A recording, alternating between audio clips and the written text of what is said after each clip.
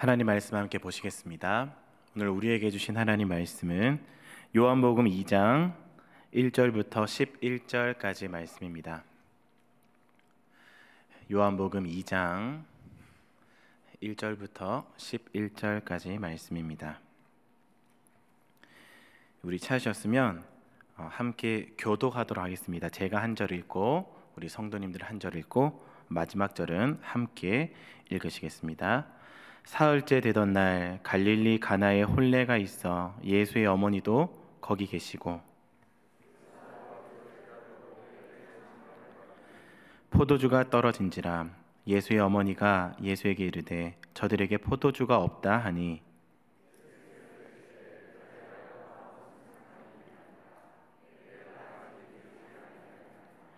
그의 어머니가 하인들에게 이르되 너희에게 무슨 말씀을 하시든지 그대로 하라 하니라.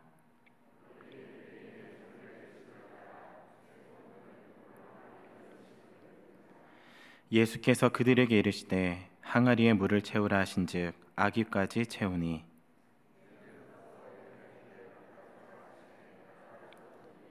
연회장은 물로 된 포도주를 맛보고도 어디서 났는지 알지 못하되 물 떠온 하인들은 알더라. 연회장이 신랑을 불러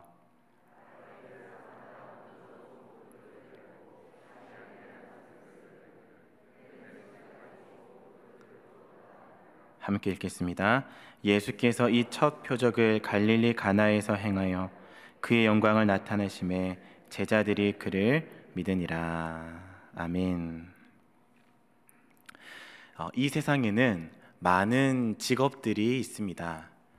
의사, 판사, 미용사, 경찰, 셰프, 가수 등등 여러 가지 직업들이 있습니다. 근데 이런 여러 가지 직업들은 모두가 다 장단점이 있는 것 같습니다. 혹시 여러분들이 가지고 있는 직업들 중에 내가 가지고 있는 직업은 장점밖에 없습니다 라고 생각하시는 분이 계십니까? 아니면 반대로 제가 가진 직업은 이 단점밖에 없는 것 같아요. 왜 이렇게 힘들고 어려운지 그렇게 생각하시는 분은 계십니까? 다 장단점이 있습니다. 아니, 이 장단점이라고 하기보다는 이 직업을 통해서 얻을 수 있는 것과 이 직업을 통해 포기하거나 잃게 되는 것이라고 하는 것이 더 잘 맞는 표현인 것 같습니다. 여러분 혹시 이 목아, 목달이라는 단어의 뜻을 아십니까? 어떤 말의 줄임말이냐면 목아, 목사님 아들, 목달, 목사님 딸. 이 목아, 목달들은요 어릴 때 하는 말이 있습니다. 어떤 말일까요? 나는 커서 목사가 안 될 거야. 나는 커서 사모가 안 될 거야. 왜 이런 말을 하는 것일까요? 이 아빠를 보면서 목사는 저렇게 힘든 일이구나. 엄마를 보면서 사모는 저렇게 어려운 길이구나. 고생하는구나. 그런 이제 단점들을 많이 보게 되어서 그런 것이겠지요. 다른 직업들도 마찬가지겠지만 목사 그리고 사모 이런 이야기들을 들으면 더욱더 그렇게 보고 있는 것 같습니다. 여러분들은 어떻습니까? 만약 여러분들의 아들, 여러분들의 딸들이 찾아와서 엄마, 아빠, 저 목사가 될래요. 저 사모가 될래요. 라는 말을 했다고 생각을 해보시면 여러분들 어떻게 반응하시겠습니까? 아이고 할렐루야, 하나님께 영광 이렇게 말씀하실까요? 네가 아직 철이 없어서 그렇다. 조금만 더 생각해봐라. 이렇게 반응하시겠습니까? 저도 목아거든요. 아버님이 목회하시는 것을 보면서 저도 목사님이 되고 싶지 않았었습니다. 아버님 목회하는 걸 보면서 참 고생하시는 걸 뻔히 보니까 이 포기하고 잃을 것들이 많이 눈에 보이니까 안 하고 싶은 거예요. 그런데 하나님의 은혜로 지금 목사가 되었습니다.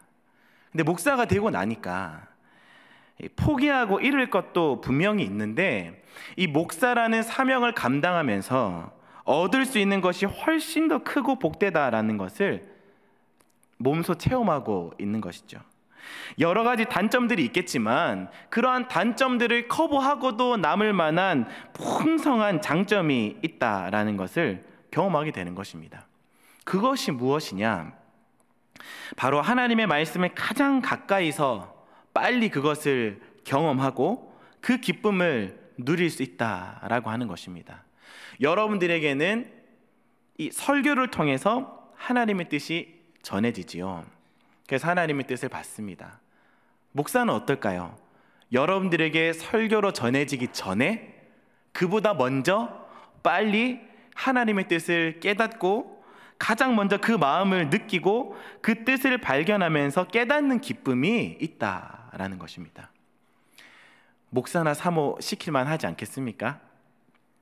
이러한 기쁨과 행복이 있기 때문에 다른 여러 가지 단점들이 있다 하더라도 그것을 극복해내고 감당해내고 감수하면서 살아갈 수 있게 된다라는 것입니다. 이와 같이 얻게 될 것들이 확실하고 그 장점, 그 기쁨과 행복이 너무너무 크면 어려움들이 있더라도 그것들을 잘 감수하며 기꺼이 포기하고 따라갈 수 있게 된다라고 하는 것입니다. 오늘 본문은 이 가나 혼인잔치에 대한 사건입니다. 이 가나 혼인잔치는요, 다른 사복음서에는 나오지 않는 사건입니다. 오로지 이 요한복음에만 나오는 사건이에요. 요한은요, 요한복음을 적으면서 이 요한복음을 기록한 목적을 마지막에 적고 있는데요, 요한복음 20장 31절 말씀, 요 말씀이 요한이 지금 요한복음을 기록하고 있는 목적입니다. 우리 같이 한번 읽어보실까요? 오직 이것을 기록함은 너희로 예수께서 하나님의 아들 그리스도이심을 믿게 하려 함이요 또 너희로 믿고 그 이름을 힘입어 생명을 얻게 하려 함이니라. 아멘. 이것이 지금 요한이 요한복음을 기록하고 있는 목적입니다. 예수께서 하나님의 아들이신 것과 또한 그리스도이심을 믿게 하는 것, 그것이 지금 요한이 적고 있는 이 요한복음의 기록 목적인 것이죠. 그러니까 요한은요, 이 기록 목적을 이루기 위해서 요한복음 전반에 걸쳐서 예수님께서 하나님의 아들이신 것, 그리고 그리스도이심을 계속적으로 보여주는 그 내용을 여러 번 반복해서 기록하고 있다라고 하는 것입니다. 그 시작점이, 이 목적을 이루는 그 시작점이 바로 오늘 이 가나 혼인잔치의 사건이었다라고 하는 것이죠. 포도주가 다 떨어져 버린 잔치에서 예수님께서 말씀하셨고 그 말씀대로 일이 되어지면서 물이 포도주로 변화되는 기적을 체험하게 되었다라고 하는 것이죠. 이 기적을 통해서 예수님께서 하나님의 아들이신 것, 그리고 그리스도이심을 믿게 하려고 이 사건을 지금 요한이 기록하고 있다라는 것입니다. 자, 그런데 여러분, 이 사건이 이루어지고 이 기적이 이루어지기 위해서는요, 반드시 필요한 사람들이 있었습니다. 그 사람들이 누구냐? 바로 종들입니다. 오늘 이 종들의 모습들을 통해서, 이 종이라는 직업을 통해서 누릴 수 있는 행복이 무엇인지를 살펴보고, 또한 우리 그리스도인들이 누릴 수 있는 행복이 무엇인지를 같이 한번 이 말씀을 살펴보면서 깨닫는 시간이 되었으면 좋겠습니다. 1절 말씀입니다. 우리 1절 말씀 같이 한번 읽어보시겠습니다. 사흘째 되던 날 갈릴리 가나에 혼례가 있어 예수의 어머니도 거기 계시고. 여러분, 이날에 혼인잔치가 있었다라고 나옵니다. 아마도 이 혼인잔치는요, 따스한 이 봄날에, 봄바람이 부는 그런 봄철이었을 것입니다. 왜냐하면 그 당시에 이 혼인잔치들은요, 비가 막 내리는 우기를 피하고, 막 너무 추운 겨울도 피하고, 너무 더운 여름날도 피해서 대부분이 봄에 혼인잔치가 열렸었습니다. 그러니까 이 혼인잔치도 마찬가지로 봄바람이 살랑살랑 불어오고 아주 따뜻한 햇볕이 화창하게 비치는 그런 날에 열린 결혼식입니다. 아주 기쁘고 축복된 날 아니겠습니까? 그곳 분위기는 지금 너무너무 밝고 흥겨웠을 것입니다. 먼저는 그 마을에 있는 큰 공터에 사람들이 올 수 있도록, 그리고 햇볕을 막아줄 수 있는 그런 큰 천막을 먼저 치는 것이죠. 그리고 사람들이 앉아서 쉴 수 있도록 자리를 만듭니다. 그리고 또 한켠에는 이 밀과 보리로 만든 그런 떡들을 굽고 있고, 또 한켠에는 양고기로 만들어지는 요리도 지금 되어지고 있습니다. 잔치를 돕는 손길들의 움직임들이 많이 분주했을 것입니다. 그 잔치집에서 막 나오는 그 흥겨운 소리들도 막 났을 거예요. 음식을 준비하면서 막 나누는 담소들, 가끔씩 막 터져 나오는 웃음소리들, 그리고 이 잔치의 흥을 돋우기 위한 그 악사들의 음악이 또한 이 잔치집의 그 잔치 분위기를 고조시켰을 것입니다. 이렇게 흥겨운 잔치집에 이제 하객들이 도착을 합니다. 손님들이 옵니다.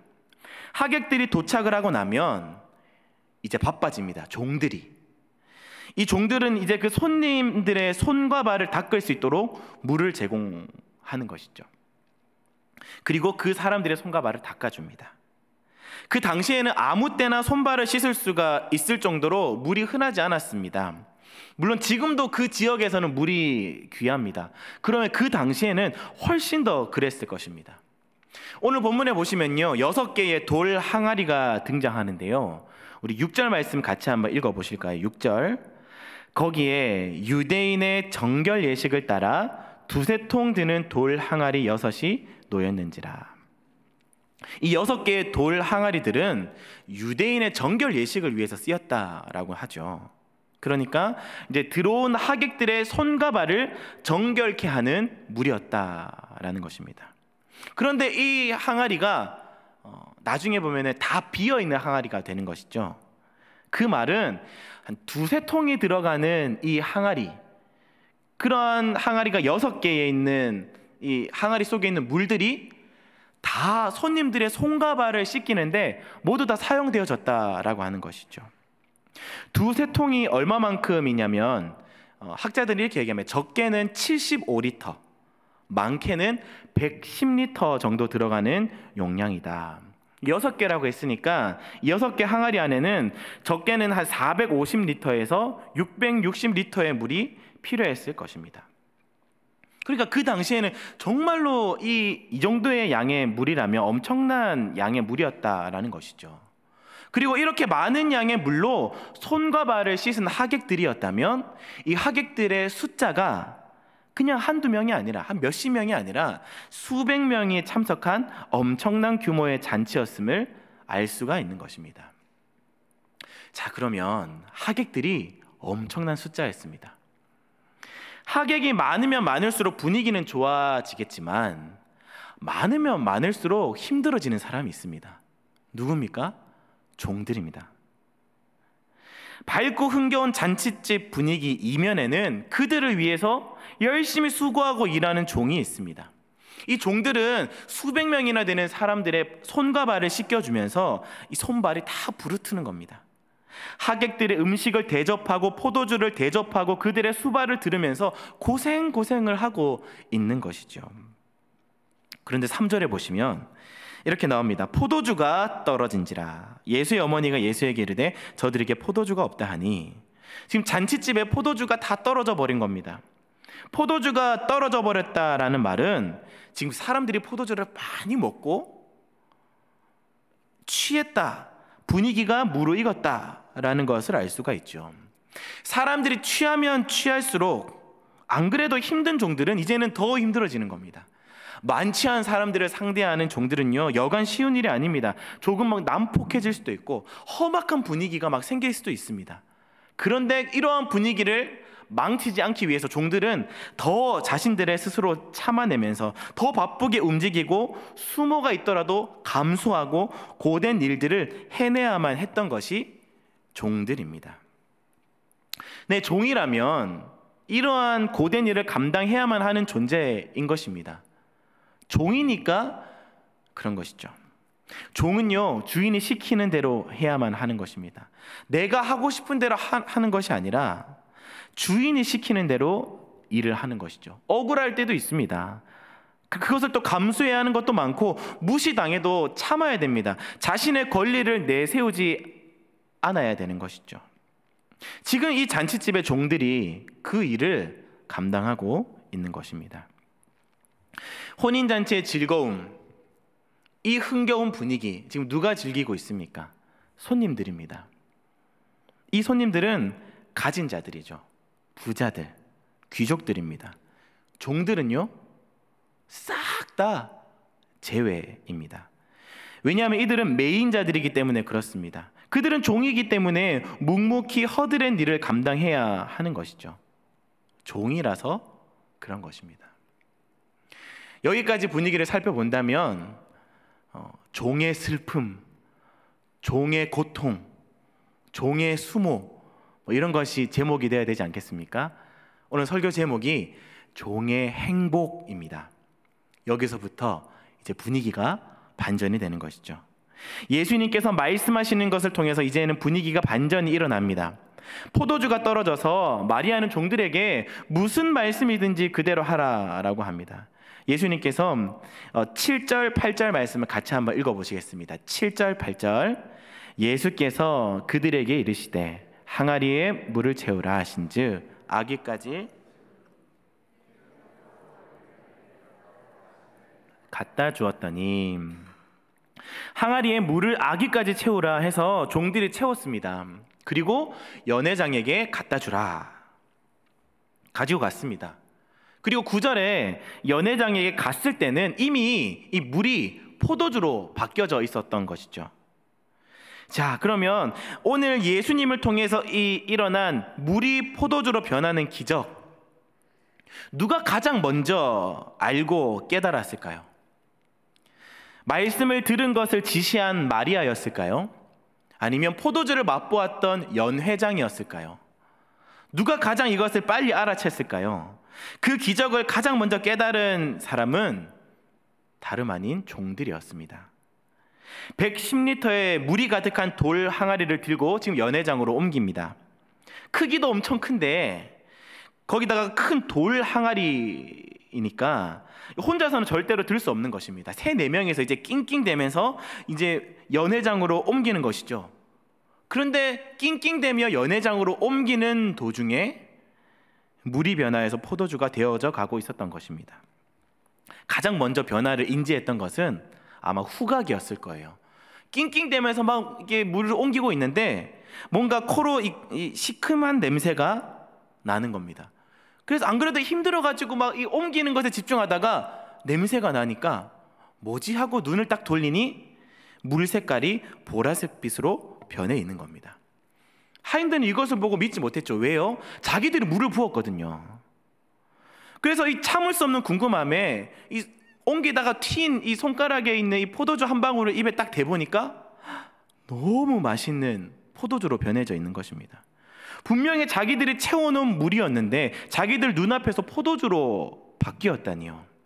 뭔가 두렵기도 하고 놀라기도 하고 온몸에 털이 곤두서는 것 같은 기분이었을 것입니다. 네, 그렇습니다. 이 포도주의 기적을 가장 먼저 체험했던 사람은 연회장들도 아니었습니다. 분위기에 흠뻑 취해 있던 하객들도 아니었습니다. 묵묵하게 자신의 일을 감당하고 있었던 종들이었습니다. 누가 이 기적의 가장 큰 수혜자일까요? 포도주가 떨어진 곤란한 상황을 넘길 수 있었던 신랑과 신부 측일까요? 아니면 맛있는 그 포도주를 맛보았던 하객들일까요? 진정한 수혜자는 이 요한의 의도대로 이 기적을 통해서 예수님이 하나님의 아들이시고 그리스도이신 것을 직접 몸소 체험한 종들이었던 것입니다. 잔치집에서 투명인간 취급당하고 주목을 받지도 못하고 잔치의 흥겨움을 누리지도 즐길 자격도 부여되지 않았던 바로 그 하인들이 이 잔치집에 이 물이 포도주로 바뀌는 기적의 최대의 비밀을 간직하게 되는 것입니다. 여러분 9절을 한번 보실까요? 9절에 보시면 이렇게 나옵니다. 연회장은 물로 된 포도주를 맛보고도 어디서 났는지 알지 못하되 물 떠온 하인들은 알더라. 물 떠온 하인들은 알더라. 연회장도 몰랐습니다. 또 이 포도주가 어디서 왔는지 하객들도 몰랐습니다. 10절에 보시면 말하되 사람마다 먼저 좋은 포도주를 내고 취한 후에 낮은 것을 내거늘 그대는 지금까지 좋은 포도주를 두었다 하니라.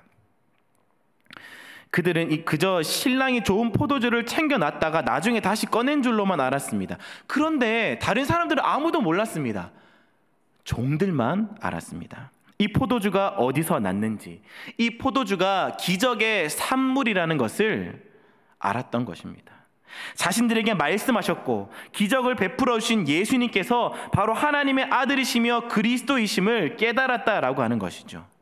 요한이 이 가나 혼인잔치 이 사건을 적고 있는 그 이유, 예수님이 하나님의 아들이시며 그리스도인 것이 확실하게 드러난 이 사실을 가장 가까이서 그리고 명확하게 자신이 눈과 코와 또한 물을 부었다가 변해지는 것을 몸소 체험하였던 바로 이 종들, 아무도 모르는데 나만 알게 된 정말로 감사하고 기쁜 소식과 이 비밀을 누리는 것, 이것이 바로 종이 누릴 수 있는 가장 복되고 가장 귀한 행복이었다라는 것입니다.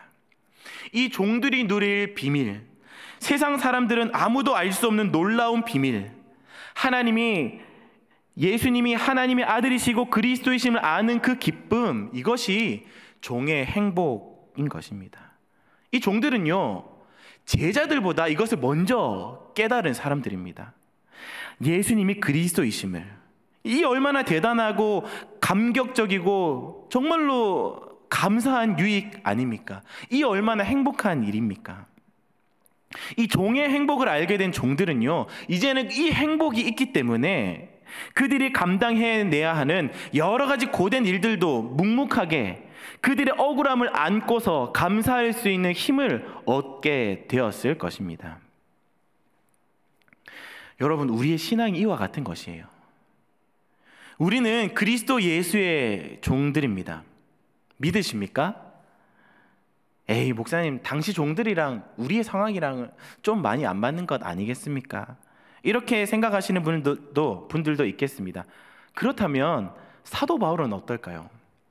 사도 바울은 편지마다 자신의 고백을 적어 놓았습니다. 나는 예수 그리스도의 종이다. 나는 종입니다.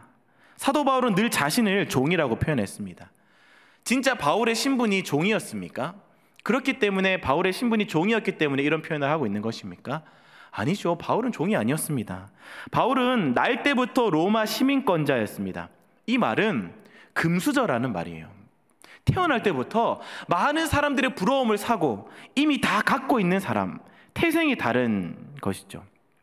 부자였고 명예도 있었고 가말리엘 밑에서 공부한 최고의 학문과 지식을 가진 사람, 대단한 사람, 그 사람이 사도 바울이었습니다. 그런데 이 바울이 다메섹 도상에서 예수님을 만납니다. 그곳에서 예수님을 만나고 그리스도의 은혜를 경험하고 자기가 핍박했던 예수가 하나님의 아들이시며 그리스도라는 사실을 깨닫게 되었을 때부터 그는 그리스도의 종이 되었습니다. 그리고 이렇게 고백을 하는 것입니다. 빌립보서 3장 7절 8절인데요. 우리 같이 한번 이 말씀을 읽어보시겠습니다. 빌립보서 3장 7절 8절. 그러나 무엇이든지 내게 유익한 것을 내가 그리스도를 위하여 다 해로 여길 뿐더러 또한 모든 것을 해로 여김은 내 주 그리스도 예수를 아는 지식이 그를 위하여 모든 것을 잃어버리고 배설물로 여김은 그리스도를 얻고. 바울은 그리스도의 종이 되었습니다. 하나님의 아들이시며 그리스도이신 예수를 알게 되니까 그가 누렸던 모든 것들을 다 배설물로 여긴다, 가치 없는 것으로 여긴다라고 지금 이야기하고 있는 것이죠. 실제로 그가 갖고 있던 부와 명예와 지식이 가치가 없는 것입니까? 아닙니다. 그런 것들 정말로 가치가 있는 것들입니다. 그런데 바울이 여기서 왜 이런 것들을 배설물로 여기고 있습니까? 그런 것들과 비교할 수 없는 훨씬 더 뛰어난 가치가 있기 때문에 내가 이것들을 다 포기한다 라고 하는 것이죠. 훨씬 더 뛰어난 가치가 무엇입니까? 바로 오늘 본문에 나오는 예수님께서 하나님의 아들이신 것과 또한 그가 나의 구원자, 나의 치료자, 나의 위로자, 나의 그리스도 되시는 것을 확신하는 것, 종들이 누렸던 바로 그 행복, 이것이 세상 것들과 비교할 수 없는 훨씬 더 뛰어난 가치가 되는 것 아니겠습니까? 종의 행복을 아는 자들은요, 포기할 수 있습니다. 종의 행복을, 그 기쁨을 아는 자들은요, 감수할 수 있습니다. 감사할 수 있습니다. 매를 맞고 도망다니고 감옥에 갇히고 모함을 당하여도 주어진 사명을 감당해내는 것입니다. 자신의 시민권을 내세워서 그것을 피할 수도 있었고, 뛰어난 지식을 가지고 학식을 가지고 변론할 수도 있음에도 자신의 권리를 다 내려놓고 포기합니다. 왜요? 그리스도의 종이니까요. 왜요? 종의 행복을 알고 있기 때문에 이것들을 다 포기한다라는 것입니다. 여러분, 그 행복이라는 찬양이 있는데요, 여러분 이 찬양 가사에 보시면 이런 가사가 있습니다. 마치 오늘 이 종의 행복을 노래하고 있는 것 같아요. 간추리면 이렇게 나옵니다. 간추린 내용입니다. 화려하게 살기보다 정결하게 살아내는 행복. 가진 것이 없어도 감사하며 살 수 있는 행복.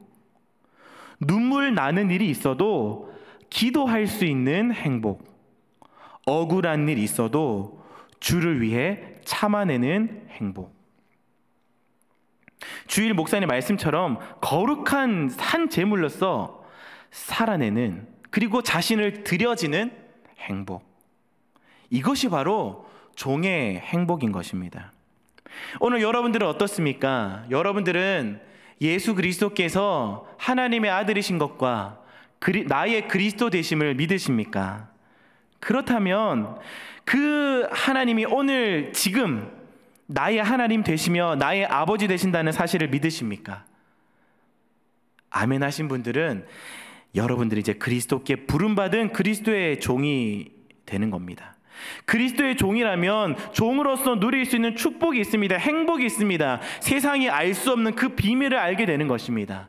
송명희 시인의 나라는 그 시처럼 우리는 남이 못 본 것을 보았습니다. 남들이 듣지 못한 음성 들었습니다. 남이 받지 못한 사랑 받았습니다. 남이 모르는 것들을 깨달았습니다. 이것이 바로 종의 행복입니다. 이 행복을 내 마음에 새기고 확신을 가지고 살아가는 사람들은 종으로서 살아갈 때 주어지는 수모와 어려움들과 핍박들과 우리를 힘들게 만드는 그 여러 가지 상황들을 이겨내고 견뎌내고 살아낼 수 있다라고 하는 사실입니다. 이 행복 때문에 다시 견디고 다시 참아내고 다시 인내의 소망을 가지고 살아간다라고 하는 사실이죠. 이 사실을 여러분 믿으시고 오늘 그리스도의 종으로서 참된 행복을 누리며 살아가실 수 있는 저와 여러분들이 되시기를 바랍니다. 또한 이 행복을 누리며 힘든 상황 속에서도 감사하며 각자의 자리에서 주어진 귀한 사명을 잘 감당해내실 수 있는 저와 여러분들이 되시기를 주님의 이름으로 간절히 축복합니다. 우리 들었던 말씀들을 생각하시면서 같이 한번 찬양하시겠습니다. 아까 말씀드렸던 행복이라는 찬양인데요, 그 가사를 생각하시면서 또한 들었던 말씀을 묵상하시면서 우리 같이 한번 찬양했으면 좋겠습니다.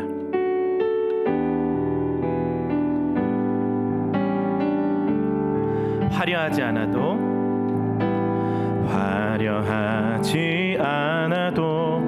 정결하게 사는 삶, 가진 것이 적어도 감사하며 사는 삶, 내게 주신 작은 힘 나눠주며 사는 삶, 이것이 나의 삶의 행복이라오. 눈물 날 일 많지만 기도할 수 있는 것, 억울한 일 많으나 주를 위해 참는 것, 비록 짧은 작은 삶 주 뜻대로 사는 것, 이것이 나의 삶의 행복이 이것이 행복, 이것이 행복이라오. 세상은 알 수 없는 하나님 선물, 이것이 행복이라오. 하나님의 자녀로 살아가는 것, 이것이 행복이. 눈물 날 일 많지만 기도할 수 있는 것, 눈물 날 일 많지만 기도할 수 있는 것, 억울한 일 많으나 주를 위해 참는 것, 비록 짧은 작은 삶 주 뜻대로 사는 것, 이것이 나의 삶의 행복이라오. 아멘. 이것이 행복, 이것이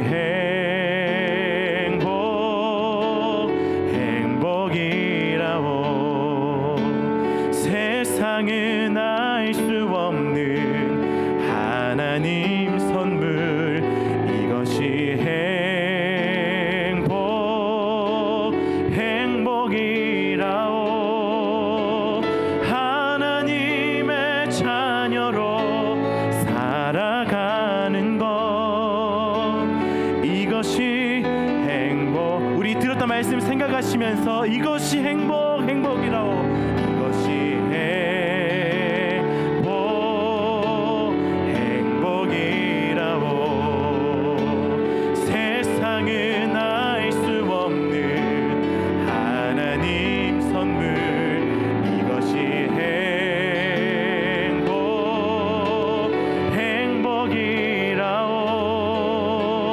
하나님의 자녀로 살아가는 것, 이것이 행복이.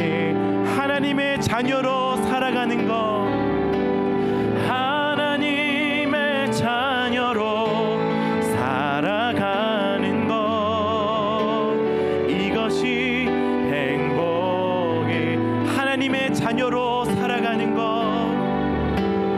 하나님의 자녀로 살아가는 것, 이것이 행복이라오. 아멘. 들었던 말씀을 생각하시면서 같이 한번 기도하시겠습니다. 하나님, 우리를 종으로 부르신 그 주인 앞에서 종의 행복을 누리며 살아가게 하여 주시옵소서. 어렵더라도 힘들더라도 내게 주신 이 행복으로 이기고 견디고 살아내게 하여 주시옵소서. 감사하며 살아가게 하여 주시옵소서. 우리 들었던 말씀들을 생각하시면서 같이 한번 기도하며 나가도록 하시겠습니다. 기도하시겠습니다.